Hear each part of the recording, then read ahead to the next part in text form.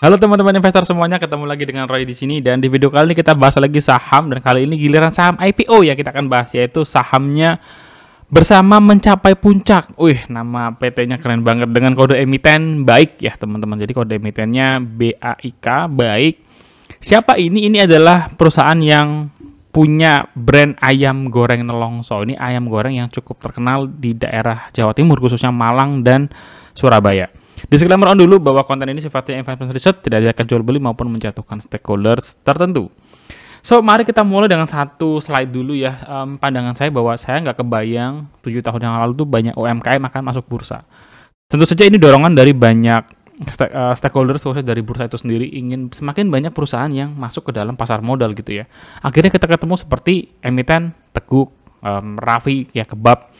Sekarang baik ya ayam goreng Nelongso. Mungkin nanti abis ini makin banyak nih, kayak misalnya apa ya, bakmi GM, ayo penggemar bakmi, atau warung SS sambal-sambelan gitu ya. Jadi nggak menutup kemungkinan beberapa tahun ke depan emiten-emiten UMKM ini akan semakin banyak masuk ke dalam bursa, dan menurut saya nggak ada masalah. Yang penting regulasinya jelas, governance-nya jelas, dan menawarkan potensi pertumbuhan yang terukur. Artinya apa? Ya janganlah asal-asalan kayak misalkan nawarin outlet bakal 100, 200 gitu ya. Kadang-kadang kalau outlet itu viral, cepet banget gitu ya. Giliran nanti mulai macet, mandek, hilang. Itu kan karakteristik khususnya F&B yang sering kita temui beberapa tahun ke belakang ini gitu ya. Artinya kita perlu pastikan bahwa emiten yang mau kita invest ini bisnisnya sustainable. Dan paling pentingnya lagi adalah manajemen yang berintegritas. Ini susah ya teman-teman. Kenapa? Karena kita nggak tahu cerita di balik perusahaan itu seperti apa, orang-orang di belakangnya seperti apa. Apalagi ini emiten-emiten yang masih baru gitu ya. Otomatis direktur utamanya ya biasanya pemiliknya langsung, wakilnya istrinya, nanti siapa-siapanya teman-temannya dia, saudara-saudaranya dia. Ini adalah hal yang perlu kita take note, kita catat gitu ya. Kalau mau invest panjang di emiten-emiten yang skalanya kecil menengah. Nah, sekarang kita bahas ayam goreng Nelongsonya ya teman-teman ya. Berdiri secara PT itu 2015, tapi 2012-2013 tuh mulai beroperasi secara individual gitu ya. Lalu dia mulai bangun PT 2018, BMP Bersama Mencapai Puncak menaungi ayam goreng Nelongso. Kemudian mereka mulai ekspansi ya. Sebelum pandemi 2020 ini ada pandemi ini ya, mereka note di sini bisnisnya menjadi terhambat. Jadi 2019 mereka mulai opening di berbagai kota termasuk Jakarta. Karena 2 tahun lalu itu ada di dekat rumah saya teman-teman di Bekasi. Itu ada ayam goreng Nelongso ya, cuman kelihatannya sudah close gitu ya. Nah, ini adalah salah satu hal yang perlu kita catat lagi, bahwa persaingan di bisnis ini tuh cukup ketat gitu ya. Sampai sekarang 2022, 2023, 4 mereka akhirnya IPO dan tentu saja menawarkan potensial growth ke depannya dengan hasil dan IPO. Mereka sudah punya 54 outlet cabang, 1,9 juta konsumen tiap tahun. Ya, ini nggak clear apakah mereka punya database-nya atau enggak, karena ini penting untuk jadi loyalty program tentunya ya untuk F&B company. Dan sekarang sudah punya 812 karyawan. Mereka sudah beroperasi di banyak titik ya, dominasinya di Jawa dan Bali. Madura gitu ya. Madura saya rasa sudah cukup banyak gitu ya di daerah Pulau Jawa dan Bali ini. Mungkin teman-teman juga sudah pernah lihat, tapi kelihatannya fokusnya lebih ke daerah sini ya, daerah Jawa Timuran gitu ya. Kalau di Jawa Barat, Jakarta, kelihatannya masih belum ekspansi di sini. Mudah-mudahan dengan dana IPO mereka akan ekspansi lebih luas lagi, daerah DKI Jakarta bahkan Sumatera dan pulau-pulau besar lain. Nah, itu sekilasnya. Sekarang kita coba lihat mengenai kinerjanya ya, kinerjanya. Melihat kinerjanya saya cukup kesengsem gitu ya dengan penjualan bisnis ayam goreng Nelongso ini, dimana kalau kita lihat dari tahun 2020 saat itu sedang pandemi, mereka hampir dapat 100 miliar ya pendapatannya. Di 2023 proyeksinya kalau dianualkan bisa mencapai sekitar 166 miliar atau naik 10% secara pendapatan. Bagaimana dengan laba bersihnya? Laba bersihnya 2020 itu di ini ya, di 4,6 miliar, kemudian kalau di tahun 2023 proyeksinya menjadi 15,3 miliar atau di year on year-nya naik 3,5%. Jadi kalau kita lihat dari capaian-capaian ini dan 2020 sampai 2023 sepertinya ada growth yang cukup make sense gitu ya, khususnya di bidang khususnya di level revenue-nya gitu ya. Di revenue-nya mereka naik, otomatis biasanya emiten-emiten yang bukan emiten, perusahaan F&B yang membutuhkan outlet banyak gitu ya. Ya, semakin banyaknya outlet, maka revenue-nya akan semakin besar. Jadi dengan sekarang ini mereka mengoperasikan 54 outlet, ya 54 outlet dengan 166 miliar setahun, rasanya cukup bagus ya penjualan tiap outletnya. Teman-teman bisa hitung kalau misalkan 166 miliar dibagi 54 itu berarti sekitar 3 ya, sekitar 3 miliaran per tahun ya, 3 miliar per tahun. Jadi lumayan lah untuk kinerja sebuah outlet. Mungkin nanti salah satunya ada yang cukup ramai mendominasi gitu ya, dapat 5 miliar. Wajar biasanya di titik-titik yang lebih ramai dan mungkin titik pusatnya gitu ya, beberapa titik yang lebih dulu beroperasi. Secara aset ya, kalau kita lihat di sini yang paling mencolok adalah aset persediaan. Nah, untuk perusahaan F&B ya, aset persediaan itu penting untuk dijaga kualitasnya. Kenapa? Kalau nanti ada barang yang tidak bisa terjual karena kualitasnya jelek, ini merugikan mereka gitu ya. Tapi kalau saya lihat dari days of inventory, catatannya kelihatannya mereka cukup bagus, 90-an hari itu sudah clear out, artinya ya harusnya tidak bisa menimbulkan risiko yang lebih besar kalau mereka mampu mengelola inventorinya dengan baik. Di sisi utang, perusahaan ini nggak punya utang yang gimana-gimana gitu ya. Kalau kita lihat liabilitas jangka panjangnya itu hanya 366 juta gitu ya. Jadi ini sangat kecil, sangat-sangat kecil. Kalau kita lihat di sini lebih banyak di liabilitas jangka pendek yang berkaitan dengan usaha itu sendiri ya. Kerjasama dengan berbagai supplier dan lain-lain itu yang menimbulkan utang usaha dan utang pajak. Selebihnya perusahaan ini tidak punya utang jangka panjang yang diasumsikan sebagai utang bank, artinya tidak ada utang bunga di sana. Jadi ini cukup bagus dari sisi liabilitas. Dari sisi ekuitas gimana? Dari sisi ekuitas biasa aja karena perusahaan ini menambah modal sahamnya di tahun 2022. Ini saya potong ya teman-teman. Jadi baris yang paling kanan ini 2020, baris yang selanjutnya 2021 ya, ini 2022 dan di sini 2023. Jadi di sini kita bisa melihat bahwa 2022 dan 2023 itu ada penambahan modal saham yang dilakukan oleh manajemen sehingga ekuitasnya melonjak. Total ekuitasnya sekarang menjadi 62 miliar ini ya, total ekuitasnya. Lanjut mengenai bahan baku ya, ini adalah bisnisnya baik. Ayam goreng Telongso, dia punya bisnis bahan baku, punya bisnis gerai. Apa maksudnya?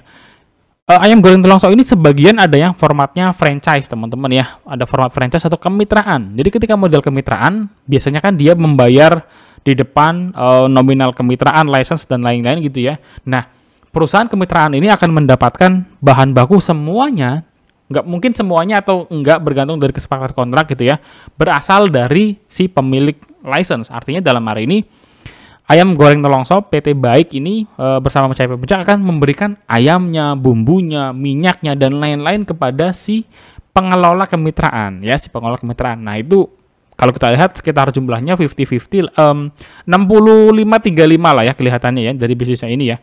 Jadi penjualan langsung di gerai masih lebih tinggi dibandingkan dengan penjualan bahan baku kepada kemitraan yang dimiliki. Jadi ini juga cukup oke ya, artinya mereka punya dua corong untuk menghasilkan revenue stream.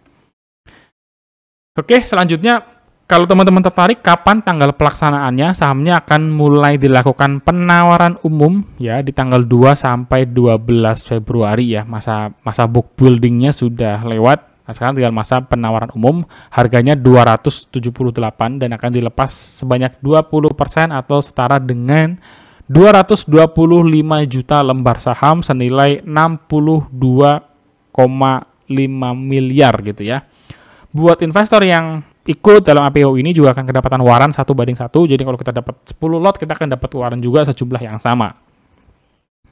Bagaimana dengan mekanismenya? Ini adalah mekanismenya ya teman-teman. Jadi sebelum IPO, jumlah saham beredarnya adalah ini ya 900 juta saham. Lalu setelah ada IPO tadi melepas 225 juta saham, maka jumlahnya berubah menjadi 1,125 ya. Ini adalah jumlah saham beredarnya. Dengan penawaran di harga 278 rupiah per lembar, maka kalau kita hitung book value-nya, PBV-nya ya, Sebelum IPO PBV-nya itu 4 kali gitu ya, 4 kali. 4 kali, perhitungannya dari mana kalau teman-teman bisa hitung sendiri ya. Artinya book value-nya dicari tahu dulu, yaitu jumlah ekuitas dibagi jumlah saham beredar. Ekuitasnya kan ada 67 miliar sekian dibagi dengan ini ya, 900 juta. Hasilnya dibagi dengan ini, dapatnya berapa? Nah itulah PBV-nya. Dapatnya 3,98 kali kalau nggak salah. Lalu kalau setelah IPO gimana? Setelah IPO kedapatan ekuitas tambahan kan? Ekuitasnya hasil IPO-nya 62 miliar sekian ya, ditambahkan dengan ekuitas yang pertama. Sama formatnya nanti dibagi dengan jumlah saham beredar setelah IPO, yaitu 1,125 miliar ini. Hasilnya adalah 2,5 kali. Nah, 2,5 kali ini kalau dibandingkan dengan kompetitor di IHSG saat ini, saya compare dengan 3 ya. Enak itu juga baru IPO ya, dia mengelola restoran. Seperti apa tuh namanya, beberapa restoran yang di under Enak itu yang panggang-panggang Raca itu juga ada undernya Enak dan Teguk gitu ya. Kalau kita lihat di sini ternyata untuk Baik atau ayam goreng Nelongso ini ya, saham Baik ini ternyata cukup kompetitif gitu ya, bisa bersaing dengan apa yang sudah ada di bursa saat ini. Misalnya apa? PBV ya, PBV-nya dia tadi kan 2 gitu, atau startnya di 4, ini Enak 10,5 Bapak Raffi, Teguk 2 kali. Jadi kompetitif lah kalau dari book value. Kalau dari manajemen effectiveness ya, ROE-nya tadi kita lihat 14% ya. Kalau misalkan si siapa tadi? Baik gitu ya, saham Baik itu 14%. Jadi ya kita bisa bilang kompetitif. Bagaimana dengan profitability-nya? Margin tadi 10% ya.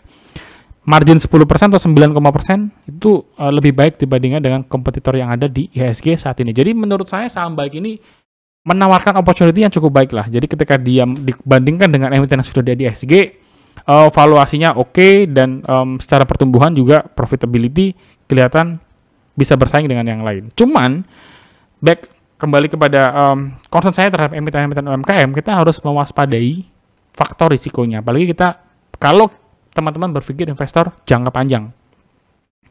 Pertama, kompetisinya sangat ketat teman-teman ya. Kalau kita ngomongin UMKM bisnis F&B, ayam geprek itu pernah hits kayaknya setahun 2 tahun yang lalu ya, geprek Bensu, geprek siapa. Kelihatannya selang berapa puluh meter itu geprek-geprekan lagi. Hari ini nggak banyak yang bertahan ya. Ayam geprek Bensu ada beritanya banyak ditutup gitu ya.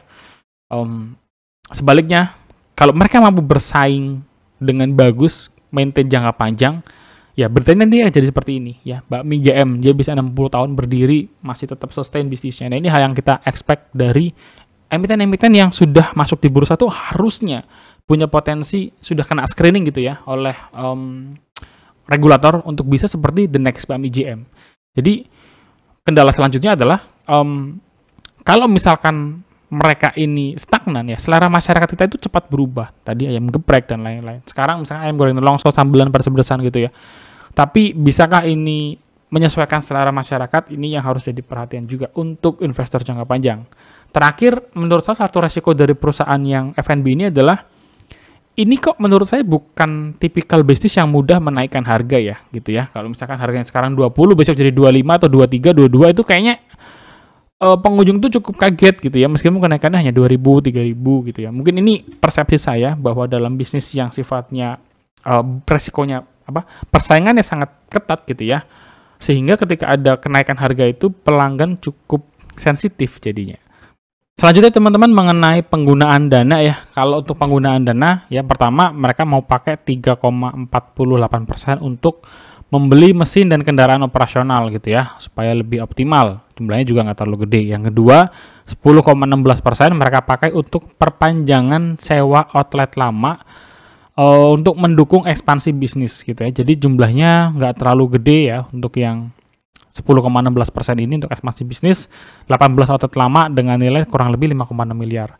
Lalu ada 22,5% ini gunakan untuk renovasi outlet, gudang, kantor, penyimpanan persediaan baku, dan lain-lain gitu ya. Lalu terakhir jumlah porsi gedenya adalah untuk OPEX, untuk operational expenditure di benang untuk bahan baku, kemudian biaya-biaya pengembangan produk, marketing, dan branding. Sebenarnya yang cukup kurang clear di sini adalah message dari company khususnya untuk development bisnisnya gitu ya. Ke depan akan jadi berapa outlet, daerah-daerah mana lagi yang coba disasar gitu ya. Menurut saya ini kurang clear, padahal ini momen yang bagus banget buat perusahaan untuk bisa menyampaikan message kenapa baik atau bersama mencapai puncak ini bakal jadi emiten yang siap manggung dan siap bersaing di IHSG khususnya di bidang F&B. Oke teman-teman, sudah sampai di bagian akhir catatan saya ya. Ini emiten masuk menurut saya di kategori UMKM lah ya. Cukup baik gitu ya. Khususnya kalau kita ngomongin dia mampu bertahan di pandemi, kemudian bisnisnya itu mampu recovery 2020 anjlok 1, 2, 3, 2023-nya all time high secara kinerja kalau lihat dari laporannya gitu. Jadi menurut saya cukup baik gitu ya. Dan di-compare dengan kompetitornya di IHSG juga kompetitif dalam arti ya PBV-nya masih di kompetitif, kemudian secara profitability juga bagus. Cuman emiten-emiten seperti F&B ini butuh banget yang namanya jumlah outlet. Yang ini menurut saya message-nya kurang dapat nih di prospektusnya baik gitu ya. Saya sih berharap sebenarnya kalau emiten-emiten yang F&B gini lebih progresif ketika menyusun prospektus gitu ya. Jangan yang terlalu kaku, tapi langsung tawarkan apa sih ide-ide mereka. Apalagi mereka ini kan emiten-emiten yang ibaratnya apa ya, menurut saya cukup bisa untuk melakukan progresivitas gitu ya. Tentu saja yang terukur, bukan yang sekedar cuap-cuap gitu ya. Terakhir, bisnis sustainability itu penting banget untuk emiten-emiten UMKM, F&B, karena selera masyarakat yang cepat berubah dan saingannya sangat ketat gitu ya. Buat saya IPO untuk baik kali ini sih kayak saya kelihatannya pengen ikut gitu ya. Kelihatannya pengen ikut. Untuk long term saya rasa enggak, tapi untuk short term mungkin kita bisa ngelihat kayak misalnya menunggu mereka rilis laporan kuartal 4 ya 2023, karena kan kinerjanya masih sampai Juli 2023. Saya ngelihat dengan kondisi yang pulih, kondisi wisata yang pulih di Malang dan Surabaya, rasanya kuartal 3, kuartal 4-nya si ayam goreng langsung ini bakalan cakep. Jadi kalau kita masuk sekarang, nunggu sampai mereka rilis laporan keuangan full year 2023, mungkin harga sahamnya bisa melonjak, meskipun ini melonjak dalam volatilitas gitu ya, yang sebenarnya saya nggak terlalu suka, tapi oke lah, coba-coba sekali. Itu teman-teman, sampai ketemu di next video. Kalau kalian suka jangan lupa subscribe, share, like, dan kita bisa diskusi bareng di kolom komentar. God bless you guys, bye-bye, subscribe jangan lupa.